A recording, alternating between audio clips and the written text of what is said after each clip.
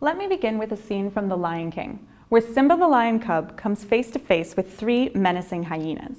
Outpowered and outnumbered, Simba is surprised to find the hyenas cowering in fear to his suddenly powerful roar. Of course, the hyenas are not afraid of Simba. They are afraid of Mufasa, who has intervened and is now standing behind the cub. In turn, the hyenas will enlist the support of Mufasa's brother Scar, thus escalating tensions. But what does this have to do with negotiations? Well, to begin with, this is a security dilemma, where one party attempting to increase their security position through, for example, enlisting the support of another ally, will necessarily decrease the security position of their opponent. My research looks at how, when we intervene in negotiations, we might actually prevent successful settlement because we are impacting a type of security dilemma that I call the double minority dilemma. Here, both parties to the conflict see themselves as the minority under threat, and thus deserving of concessions. This is because when they look across the table, instead of seeing their opponent, they are perceiving the power and authority behind their opponent. So in Northern Ireland, for example, the Protestants are the majority, and they control the government.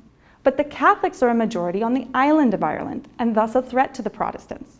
The Catholics, in turn, look at the United Kingdom and argue they are the minority in the region still.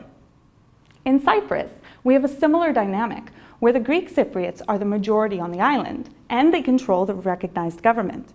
But the Turkish Cypriots enjoy the political, economic, and military support of Turkey, which makes the Greek Cypriots a minority in the region.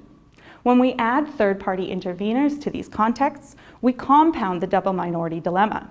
So the United States was seen to be supporting the Catholics for many years in Northern Ireland, and in Cyprus, the EU is seen to be supporting the Greek Cypriots. My research actually explains how the UK and Ireland, and even the US and the EU, were able to balance their relationships such that the parties to the conflict could come to a successful settlement. This actually further explains the difficulties they are having post-Brexit with the border protocol in Northern Ireland.